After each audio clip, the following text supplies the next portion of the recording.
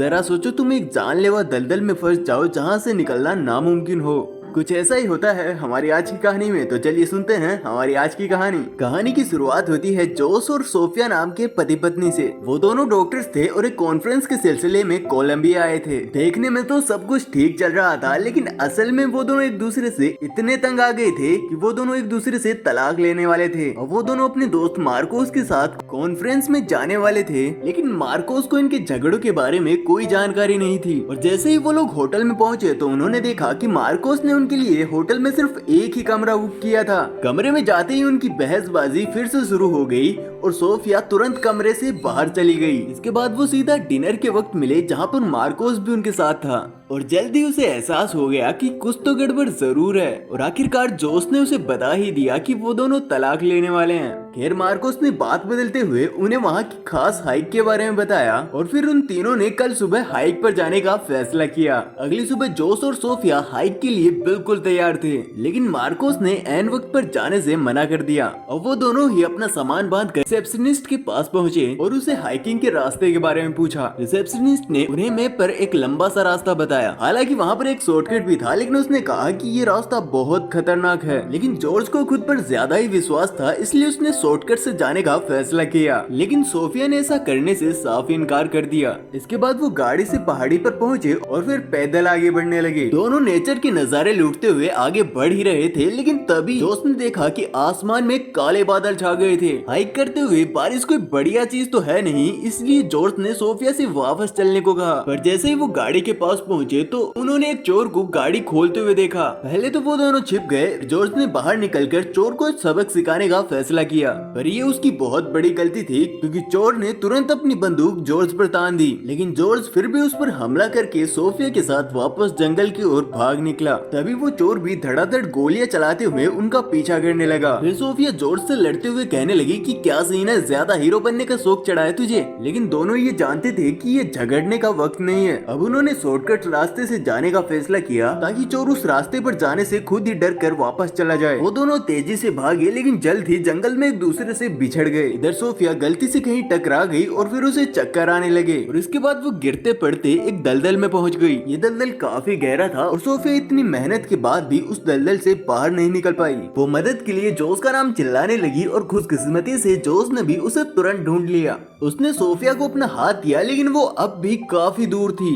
अब उसने सोफिया को एक टहनी पकड़ने के लिए कहा, लेकिन वो नाजुक टहनी भी जल्द टूट गई। अब सोफिया डर के मारे छटपटाने लगी और इसी वजह से वो दलदल में और नीचे धंस गई। कुछ ही पलों में वो पूरी तरीके से दलदल में डूब गई। तब जोश अपनी जान की बिना परवाह किए बिना सीधा उस दलदल में कूद गया। जैसे तैसे उसने सोफिया का सिर बाहर निकाला ताकि वो सांस ले सके। सोफिया की जान तो बच गई, लेकिन वो दोनों अब इस गहरे दलदल में फंस गए थे। जॉर्ज ने सोफिया को एकदम शांत रहने के लिए कहा, क्योंकि वो जितना ज्यादा हिलेगी उतना ज्यादा दलदल के अंदर धंसती जाएगी। तभी उसने अपनी टांगे बाहर निकालने की कोशिश की, लेकिन तभी उसे लगा कि दलदल में कुछ तो है। वो काफी ज्यादा डर गई और उसने जॉर्ज से इस चीज को बाहर निकालने के लिए कहा। जब जॉर्ज ने उसे बाहर निकाला तो वो कोई लड़की और जानवर नहीं बल्कि एक आदमी की लाश थी। उसे देखकर वो दोनों बुरी तरीके से डर गए, क्योंकि वो दोनों एक जानलेवा दलदल में फंस गए थे और उनकी मदद करने वाला भी वहाँ कोई नहीं था। तभी उन्होंने देखा कि लाश के पास एक बैग भी था और उन्होंने वो बैग निकाला और लाश को वापस अंदर धकेल दिया। उस बैग में उन्हें आलतू फालतू सामान मिला,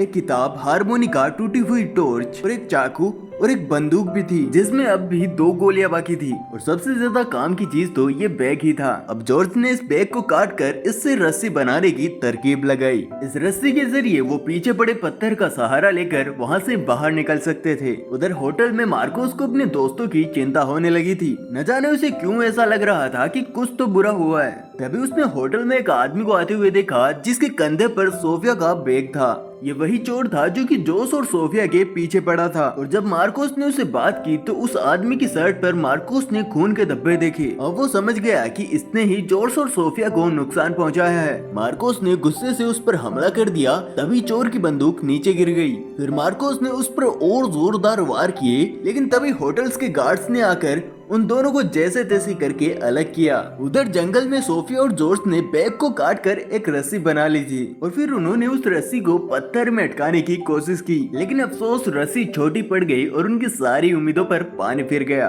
तभी उन्होंने आसमान में एक हेलीकॉप्टर देखा और उनके अंदर की उम्मीद की किरण एक बार फिर से जाग उठी। उन्होंने मिलकर चिल्लाना शुरू किया ताकि हेलीकॉप्टर में बैठे लोग उन्हें देख सके, लेकिन इसका भी कोई फायदा नहीं हुआ। ये जंगल काफी घना था, इसलिए ऊपर से उन्हें देख पाना लगभग नामुमकिन था। आखिरकार जोश ने कोशिश छोड़ दी, लेकिन सोफिया लाइटर से आसपास की चीजों में आग लगाने लगी ताकि हेलीकॉप्टर वालों का ध्यान उनकी तरफ जाए तो सही, मगर उनके आसपास हर चीज इतनी गीली थी कि आग लगी ही नहीं। आखिरकार सोफिया रस्सी को ही आग लगाने लगी, लेकिन जोश ने उसे तुरंत रोक दिया, क्योंकि अगर रस्सी भी जल गई और हेलीकॉप्टर वालों का ध्यान अब भी उन पर नहीं पड़ा तो वो लोग यहीं धंसकर मर जाएंगे और अब ये रस्सी ही उनकी आखिरी उम्मीद थी। इतने में हेलीकॉप्टर वहाँ से चला गया और वो दोनों फिर से शांत हो गए। इसके बाद सोफिया ने कहा कि क्या हम अपनी जैकेट को काट कर और रस्सी नहीं बना सकते, लेकिन तभी जॉर्ज ने कहा कि ओ समझदार, इतनी ठंड है कि डूब के नहीं जम के मर जाएंगे। जॉर्ज को अब भी उम्मीद थी कि मार्कोस उन्हें अब बचाने आएगा, लेकिन सोफिया तो हार मान चुकी थी। लेकिन तभी उसे एहसास हुआ कि किसी जानवर ने उसकी पीठ पर काटा है। असल में कुछ जंगली चींटियां उसके कंधे पर चढ़कर उसे काट रही थी, जिससे उसकी त्वचा एकदम लाल हो गई। उसे चिल्लाते देख जॉर्ज ने तुरंत उसे शराब की बोतल दी और उसे अपने कंधे पर डालने के लिए कहा। शराब डालते ही आखिरकार चींटियां भाग निकली और फिर सोफिया ने चैन की सांस ली। फिर जब उसने शराब की बोतल देखी तो फिर उसने जॉर्ज से इस बारे में पूछा। उसे तो लगा था कि जॉर्ज ने शराब पीनी छोड़ दी है, पर जॉर्ज ने कहा कि उन दोनों के बीच दूरियां बढ़ने के कारण उसने शराब पीना फिर से शुरू कर दिया था।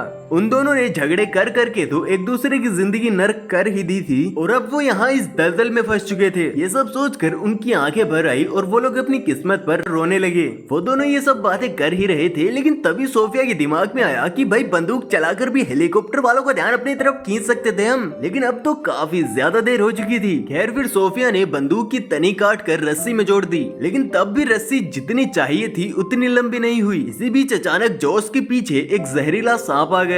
जोश बिना हिले डुले वहीं खड़ा रहा ताकि सांप आगे निकल जाए, लेकिन धीरे धीरे वो जोश के बहुत करीब आ गया था। अब जोश ने सोफिया से सांप को गोली मारने के लिए कहा, लेकिन जब तक सोफिया दलदल से अपना हाथ निकाल कर गोली चलाती तब तक बहुत देर हो चुकी थी। तब तक उस जहरीले सांप ने जॉर्ज को डस लिया और वहाँ से वापस चला गया। सोफिया ने बिना समय गवाए उसकी बाजू पर कसकर रस्सी बांधी, मगर जल्द ही सांप का जहर अपना असर दिखाने लगा और जॉर्ज के शरीर में जोरदार दर्द होने लगा और अब उसके पास लगभग 6 घंटे ही बचे थे। वहीं दूसरी ओर मार्कोस और चोर को पुलिस ने जेल में बंद कर दिया था। मार्कोस ने चोर को अपनी घड़ी का लालच देते हुए पूछा कि उसने सोफिया और जॉर्ज के साथ क्या किया, तो उसने बताया कि उसने उन दोनों को मारा तो नहीं, लेकिन जिस रास्ते वो गए हैं ना वहाँ से जिंदा वापस कोई नहीं आता। ये सब सुनकर मार्कोस चिल्लाने लगा क्योंकि उसे अब अपने दोस्तों को बचाने जाना है, लेकिन पुलिस ने उसकी एक न सुनी।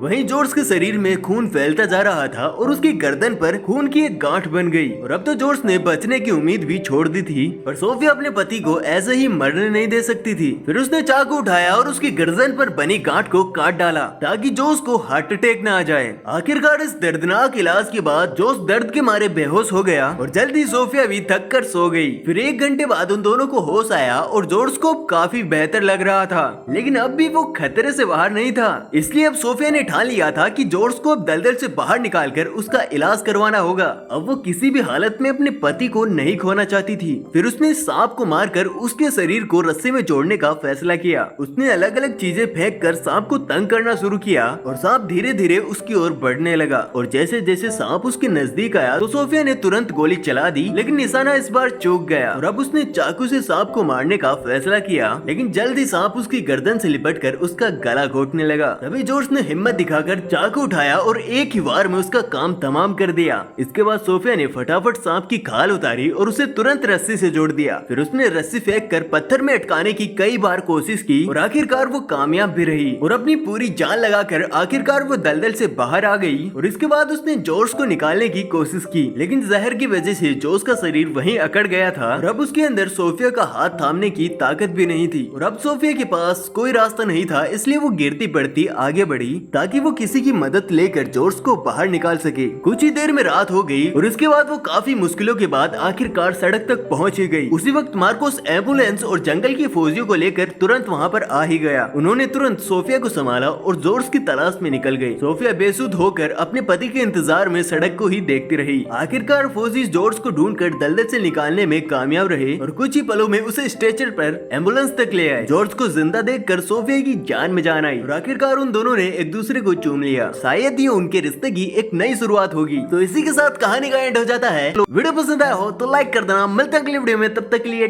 टाटा बाय बाय, जय हिंद।